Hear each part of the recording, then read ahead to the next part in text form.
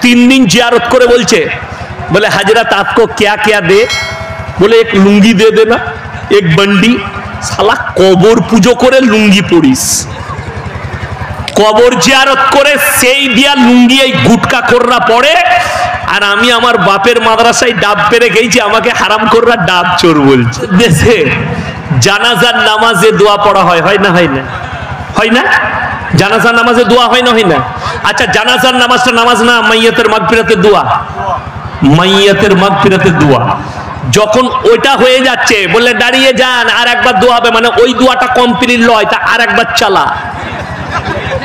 যদি ওটাও না হয় যদি শালা এটা মিস যায় তো বলে মাটি দিয়ে আর একবার চালা এই ফতোয়া তো জিলাপি হুজুরের ইয়াসিনের লয় জানাজার নামাজ হচ্ছে দোয়া তারপরে কোনো দোয়া নেই আপনি আপনার বাপের কবর জিয়ারত অবশ্যই করবেন ফজরের পরে চলে যান কিন্তু বড় কষ্ট লাগে আজকে এই জিলাপি হুজুরগুলো সুযোগ কেন পেয়েছে জানেন আমরা সুযোগ কেন পেয়েছি আপনাদেরকে লুটার আপনারা করে দিয়েছেন আজকে একটা নেক সন্তান তৈরি করে যেতে পারেননি যে আপনি মরে যাওয়ার পরে আপনার কবর জিয়ারত করবে সকালবেলায় গিয়ে মসজিদে দাঁড়িয়ে আছে জিলাপি হুজুরকে নিয়ে যাবে বাপের কবর জিয়ারত করতে আর হযরত গিয়ে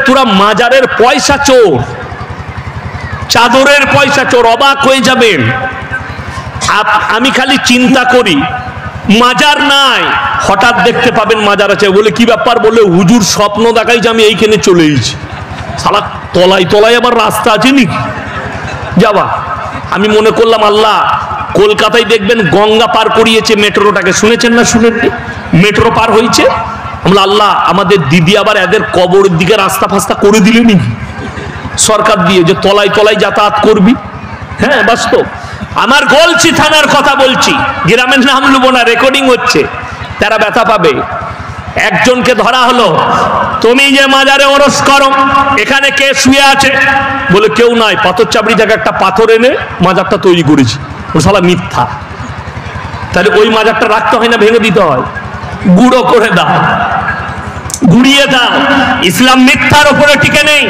সত্যর উপরে আমি জিলাপি হুজুর দিকে আর এই বেরেলভি দিকে আমি চ্যালেঞ্জ ছুড়ে গেলাম খাজা মঈনুদ্দিন চিশতি রহমাতুল্লাহ আলাইহির একটা জীবনী থেকে বার করো তিনি বলে গেছেন আমি মরে যাওয়ার পরে আমার কবরে আগরবাতি দিবি আমার কবরে চাদর চড়াবি আমার কবরে সিজদা দিবি আমার কবরে ফুল দিবি আমার কবরে মেয়ে থেকে নিয়ে এসে গড়াগড়ি খাওয়াবি যদি কোনো জিলাপি হুজুর দেখাতে পারে আমি ইয়াসিন কালকে আমার বউকে নিয়ে চলে যাবো আজমির কষ্টের বিষয় ওদের মৌলবি আহমদ রাজা বেরেলভি নিজে লিখে গেছে ফতোয়ায়ে রিজভিয়ায় মেয়েদের মাজারে যাওয়া হারাম আর এরা বলছে বউদিকে নিয়ে আমাদের পা টিপবে যে পীর বলবে তোমার বউকে ডেকে দাও পা টিপতে তাকে ফাটা বাঁশে করে বাড়ি মারবেন হারাম করবে এগুলো পীর লয় এদের মধ্যে আর বাবা রাম রহিমের মধ্যে কোনো পার্থক্য নাই দুটো মাল একই राम रहीमेर काछे गिये बोलছে बाबा हमारे बेटी को थोड़ा आशीर्वाद दे दो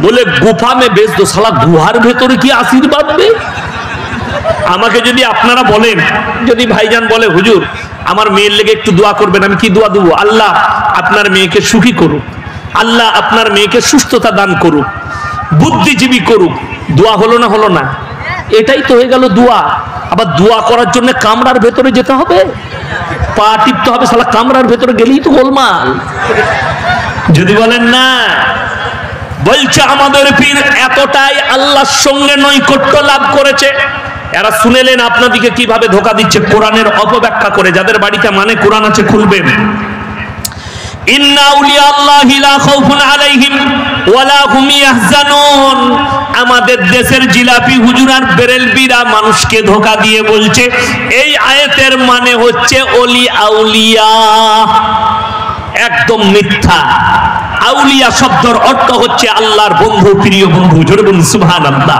সেই প্রিয় বন্ধুটা একটা যুবক তার আমলের দ্বারা হতে পারে একটা হাজী সাহেব হতে পারে একটা মৌলবি হতে পারে একটা সাধারণ লোকও হতে পারে আল্লাহর বন্ধু হতে পারে না আমল যদি ঠিক থাকে কিন্তু এই কেন বলছে নিজের বাজার চালাবার জন্য একজন ফোন করে বলছে আপনার মাদ্রাসায় দুতলা নাই? আমরা হ্যাঁ দুতলা বিল্ডিং আছে অনেকগুলো। তো আপনি কি দিয়ে চাপেন? আমরা ভাই সিঁড়ি দিয়ে চাপি। বললে সিঁড়ি দিয়ে চাপতে হচ্ছে দুতলায় যেতে গেলে, আর আল্লাহকে পেতে গেলে পিল লাগবে না মধ্যেখানে? সারা দারুণ ডিজাইন দিয়েছে তো, উদাহরণ দারুণ। ছাদে চাপতে গেলে সিঁড়ি লাগে, তাইলে আল্লাহকে পেতে গেলে কেন পীরের প্রয়োজন হবে না? আমি বললাম দাঁড়াও ফোন কাটো না। বলে কেন? এমন যে ঘরটায় লিফট আছে সেটাই কি করবে? কথা বুঝতে পারেন না? আমার ঘরে যদি লিফট থাকে সিঁড়ির আর প্রয়োজন পড়বে? আমি তো ডাইরেক্ট উঠে পড়বো, ডাইরেক্ট উঠে পড়বো সিঁড়ি থাকলে। আবার উদাহরণ দিচ্ছে, ওরে বুকা, যখন তুই গাছে চাপবি তোকে ডাল লাগবে রে ইয়াসিন। কি বুঝলেন? জিলাপি হুজুর বয়ান করছে, ইয়াসিন তুমি যদি গাছে চাপো তোমাকে গাছের ডাল ধরে চাপতে হবে। হারামখোর ডাব গাছে চাপলে আর ডাল লাগবে? কথা বলে, এই ডাব গাছে ডাল লাগে? ধরে স করে উঠে যায়। তো হারামখোর ডাল ছাড়া চাপতে পারে না, বিনা ডালেও গাছে চাপা যায়, ডাব গাছে। ওটা তো জানা নাই। যদি বলেন হুজুর গল্প বাদ দিয়ে কোরআন শোনান, আমি কোরআনই শোনাবো, গল্প করতে আসিনি আমি। শুনেন 21 পারা সূরা সিজদা। কত পারা বললাম? 21 পারা। সালারে বাস স্ট্যান্ড আছে না নাই? আছে।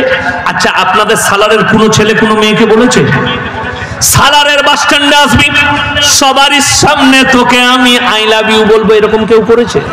না, করবেও না। আচ্ছা প্রেম আর প্রেমিকা তাদের অরিজিনাল ভালোবাসাটা কোথায় প্রকাশ করে জানেন? কখন? নিরালায়। কোথায় বললাম? নিরালায়। রাতের বেলায় সবাই ঘুমিয়ে গেছে, প্রেমিক প্রেমিকের ঘরে, প্রেমিকা প্রেমিকার ঘরে, দরজা বন্ধ করে রাতের বেলায়, হ্যালো কি করছো তুমি? তোমাকে না বলে মরে যাবো আমি বুঝে নেবো। এই যে কান্নাটা, এটাই কিন্তু রিয়েল কান্না। কি কান্না বললাম? রিয়েল। এটাই অন্তরের ভালোবাসা, কিন্তু এটাই অন্তরের ভালোবাসা।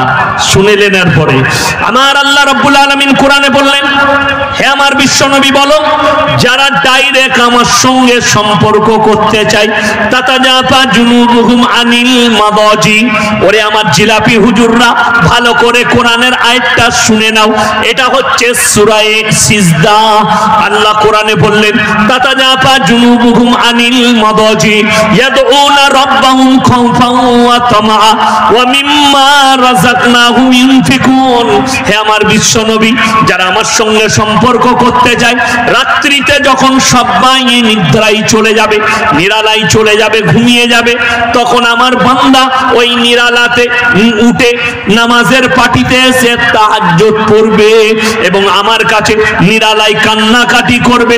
তখন ডাইরেক্ট আল্লাহর সঙ্গে সম্পর্ক হবে। জোরে বলুন সুবহানাল্লাহ। তাহাজ্জুদ গুজার হন আমার যুবক ভাইরা, আমার বাবাজিরা, যাদের মনে মনে হচ্ছে নামাজ তো হুজুর পড়ছি, পাপ থেকে বাঁচতে পারছি না, আমি ইয়াসিন বলে যাচ্ছি, যদি পাপ থেকে বাঁচতে চান 40 দিন টানা তাহাজ্জুদের নামাজ পড়ুন, ইনশাআল্লাহ পাপ মুক্ত জীবন গড়ে যাবে। জোরে বলুন সুবহানাল্লাহ। আল্লাহকে চিনতে পারবেন, আপনার অন্তর পরিষ্কার হবে, মধ্যখানে জিলাপি হুজুরের আর পীরের প্রয়োজন পড়বে না। আর এই বলে সমাজকে ধোঁকা দিচ্ছে। আউলিয়া শব্দের অর্থ হচ্ছে আল্লাহর বন্ধু। সবাই আল্লাহর বন্ধু হব, জোরে বলুন ইনশাআল্লাহ। আল্লাহর বন্ধু হন। কবরে চাদর চড়ানো যদি জায়েজ হতো, আল্লাহর নবীর কবরটা আসমান পর্যন্ত হিরে মতি মুক্ত চাদরে ঢেকে যেত, ঠিক কিনা কথা বলে? আল্লাহর নবীর কবরে চাদর চড়ানো জায়েজ নেই। পৃথিবীর আর কোন মৌলবি মোল্লা পীর ফকিরের কবরের জন্য চাদর চড়ানো জায়েজ হবে না। আল্লাহর নবীর কবরে সিজদা নেই। পৃথিবীর আর কোন মৌলবি মোল্লা পীর ফকিরের কবরের জন্য সিজদা চলবে না। আল্লাহর নবীর কবরে ভালো মন্দ চাইতে পাবে না। পৃথিবীর আর কোন মৌলবি মোল্লা পীর ফকিরের কবরে ভালো মন্দ চাইতে পাবে না। আমার মুসলমান ভাই, আপনাদেরকে আমি গল্প করিনি। কোরআন খুলুন, 17 পারা। কত পারা বললাম? 17। যাদের বাড়িতে মানে কোরআন আছে খুলবেন, একবারই শেষ পৃষ্ঠা, শেষ রুকু। আমার আল্লাহ তাআলা বক্রতা রাখেননি, ক্লিয়ার কাট করে দিয়েছেন যে আমি আল্লাহ ছাড়া কারুর কাছে ভালো মন্দ চাওয়া যাবে না। তাতে সে মৌলবি হোক, পীর হোক, ফকির হোক এবং আমার নবী হোক, সবের দাতা সকলে বলুন কে? একমাত্র আল্লাহ। যদি বলেন কোরআন শুনান, আমার আল্লাহ রাব্বুল আলামিন কোরআনে বললেন, ইয়া আইয়ুহান নাসু যুরিবা মাসালুন ফাসতামিউ লাহু ইন্নাল্লাযীনা তাদউনা মিন দুনিল্লাহি লা ইয়াখলুকু দুবাবান ওয়া লা বিসতামাউ লাহু ওয়া ইয়াসলুবুহুমুদ দুবাবু শাইআন লা ইয়াস্তানকিদুহু মিন। হে আমার বিশ্বনবী বলো, তোমরা যাদের কাছে ভালো মন্দ চাও তাদেরকে জিজ্ঞেস করো, তারা একটা মাছি পর্যন্ত সৃষ্টি করতে পারে না। মাছি সৃষ্টি তো দূরের কথা, তাদের কাছ থেকে মাছি যদি কোনো জিনিস ছিনিয়ে নিয়ে যায় সেটাকে উদ্ধার করার মতো ক্ষমতা নেই। জোরে বলুন না সুবহানাল্লাহ। আল্লাহ ক্লিয়ার করেছেন, আল্লাহ ছাড়া কারুর কাছে ভালো মন্দ চাওয়া যাবে না। আমার মুসলমান ভাই, কষ্ট কোথায় লাগে জানেন?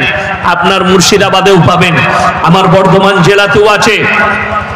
গাছের গোড়ায় 4-5টা ঘোড়া রেখে দিয়েছে, মাটির ঘোড়া, সেখানে চাদর টাঙিয়ে বলছে আমরা দিনের কাজ করছি। সেখানে গিয়ে আমাদের মুসলমান নারীরা সিজদা দেয়, মুসলমান ভাইয়েরা সিজদা দেয়। আল্লাহর কসম করে বলছি, কিয়ামতের দিনে এদের জন্য জাহান্নাম ছাড়া আর কোনো রাস্তাই থাকবে না, আর কোনো উপায় থাকবে না। এর থেকে বড় শিরক আর কিছু নেই। আল্লাহ সব গুনাহ ইচ্ছা করলে ক্ষমা করবেন, শিরকের গুনাহ ক্ষমা করবেন না। কেউ যদি আল্লাহর আসনে কেউ কি বস করায়, বড় কষ্ট লাগে। আমাদের দেশের হিন্দু ভাইরা তাদের ধর্ম পালন করে, করে না করে না? তারা কি করে? মাটির মূর্তি তৈরি করে পূজা করে না করে না? তিনাদের ধর্ম পালন করছে, তিনাদের ইচ্ছা। দেখুন, আচ্ছা, ওই মূর্তির সামনে কোনো মুসলমানের সিজদা করা যাবে? কেন? আল্লাহ ব্যতীত অপর। যদি ওই মাটির পুতুলটাকে শিরক বলেন, মূর্তিটাকে, তাহলে গাছতলায় মাটির ঘোড়া রেখে সেটা কি করে শরীয়ত সম্মত হতে পারে? আমি এটাই বুঝাতে চাইছি, আপনাদিকে ক্লিয়ার করতে চাইছি। বড় কষ্ট লাগে। আপনার যেটা 34 নম্বর জাতীয় সড়ক আছে, পানাগড় দার্জিলিং মোড় থেকে শুরু হয়ে উমরপুরে উঠছে গিয়ে মোরগ্রামে, ওই রোডের ওপরে যেমনি আপনি পেরিয়ে যাবেন মাল্লারপুর, রাস্তার সাইডে দুজন চাদর ধরে দাঁড়িয়ে আছে, কলমা লেখা টানা। কি বলছে জানেন? চাদর মে পয়সা পে কো জান্নাত লে লো, চাদর মে পয়সা পে কো জান্নাত। আমি শালা চাদরের জান্নাত। আর যে ড্রাইভাররা মদ খায় তারা বলে ওরে বাপরে, শালা নামাজেরও দরকার নেই, ঝাড়া জান্নাত পেয়ে গেল। এই গুটকা হুজুরের ফতোয়া, জিলাপি হুজুরের। চাদরে পয়সা দে জান্নাত পাবি। চাদরে যদি জান্নাত পাওয়া যেত, আমরা মৌলবীরা নামাজের সিজদায় পড়ে থাকতাম না, এই মসজিদগুলো পৃথিবীতে প্রয়োজন হতো না। পীরের দরজায় যদি জান্নাত থাকতো, পীরের পায়ের সিজদায় যদি জান্নাত থাকতো, এই মসজিদগুলোর প্রয়োজন হতো না। আমার মুসলমান ভাই, কষ্ট লাগে। কি বলছে জানেন? এক গুটকাখোর আমাকে ফোন করেছে, আমার কাছে রেকর্ডিং আছে। আমি বললাম, কাবা ঘরের ইমামকে তুমি কি মনে করো? বলে, কাবা ঘরের ইমামের পেছনেও নামাজ হবে না। নাউজুবিল্লাহ বলে। আল্লাহ নিজের ঘরে একজন বেঈমানকে ইমাম রাখবেন? যে মুসল্লায় দাঁড়িয়ে আল্লাহর হাবিব নামাজ পড়েছে, এদের জিলাপি হুজুররা আর এই বেরেলবি গোটা, এই গুটকাখোর কটা ফতোয়া দেয় তাদের লোককে কাবা ঘরে গেলে তাদের পিছনে নামাজ পড়ো না। আপনাদের মুর্শিদাবাদের এক জিলাপি হুজুর, তার নাম হচ্ছে গুটকাখোর জুবে, ফতোয়া দিচ্ছে লালবাগে। দেওবন্দিরা আহলে হাদিসরা মুরগি জবাই করলে সেই মুরগি খাওয়া হারাম।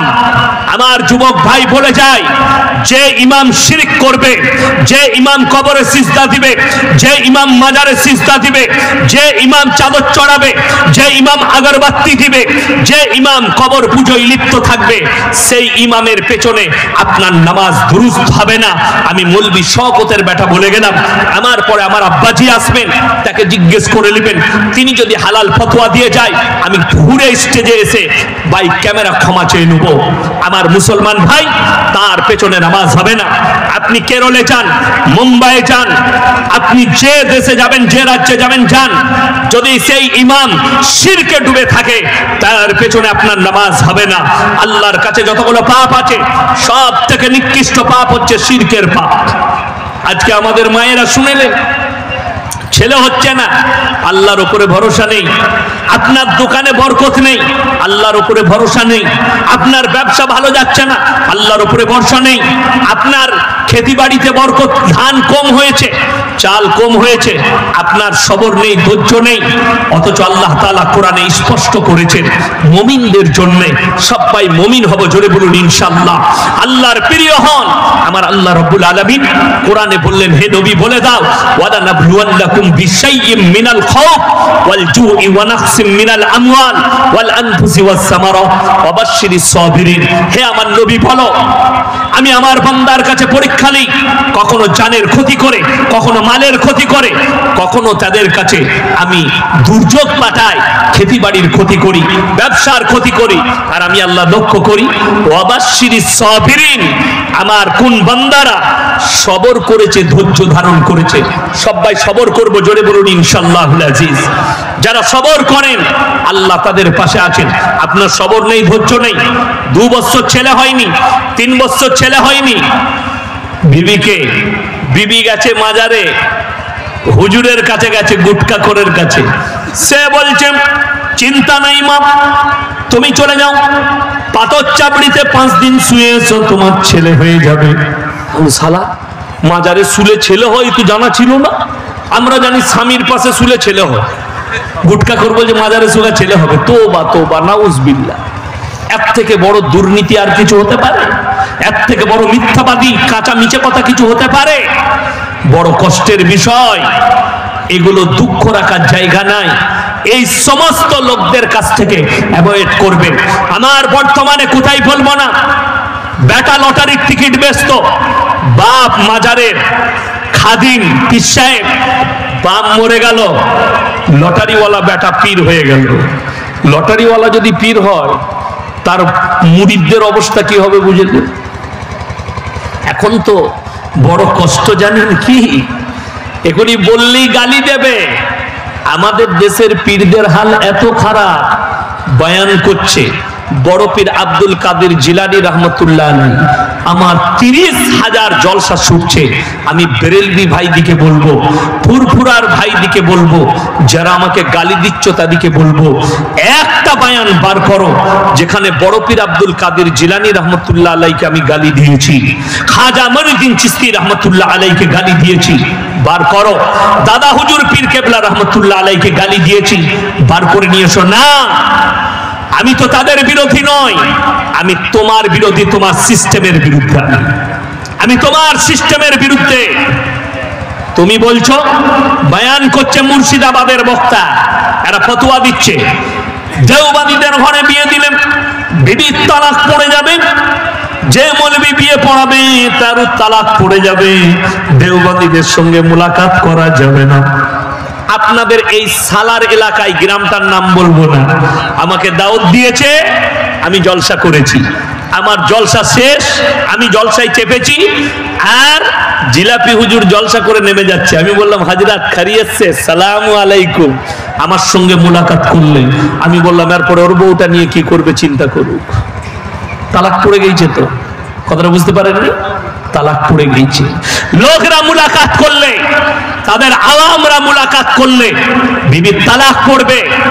অথচ তুমি হুজুর আমার সঙ্গে দেখা হলে বাজারে মুলাকাত করছো, তোমার বউটার কি হয়েছে তুমি ওটার ফতোয়া দিলে না। এটাই হচ্ছে দুঃখের। এদের কাছ থেকে অ্যাভয়েড করুন, এদের কাছ থেকে সরে যান। আর আমি বলে যাচ্ছি, আপনার ছেলের যদি কোনো বেরেলি ঘর থেকে রিশতা আসে, বিয়ে দেন, অসুবিধা নেই। আপনার ছেলের বিয়ে আহলে হাদিস ঘরে দেন, কোনো অসুবিধা নেই। আমি বেরেলবিদিকে কাফের বলতে পারবো না, যে কাজগুলো কুফরিগুলো করে ওগুলো বলতে পারবো, কিন্তু কেউ কি কাফের ফতোয়া দিতে পারবো না। আর আপনি দেখুন মুর্শিদাবাদের কটা জিলাপি হুজুর গুটখাখোর, এরা কন্টেক্ট লিখছে জান্নাত আর জাহান্নামের। কাকে এরা ভরবে, ওরাই ঠিক করবে। এদিকে যে কি কেলানি দিবে আল্লাহ, কবরে তো আল্লাহ ছাড়া কেউ যাবে না। এ মাল কটাকে, এদের কাছ থেকে অ্যাভয়েড করুন, দয়া করে বলছি। এদের ভাষাগত দিক, ব্যবহারের দিক আপনারা লক্ষ্য করুন। মানুষকে ধোঁকা, প্রতারণা, প্রবঞ্চনা ইসলামে নেই। আমার ভাই, আমি ইয়াসিন বলে যাচ্ছি, আমাকে ফলো করবেন না, আমি চলার পথ নয়, আমাদের চলার পথ হচ্ছে আল্লাহর হাবিব সাল্লাল্লাহু আলাইহি সাল্লাম, কোরআন হাদিস এবং তিনার সাহাবীরা, সকলে তার দিকে মেনে চলবো। জোরে বলুন ইনশাআল্লাহ। এটা হচ্ছে চলার পথ।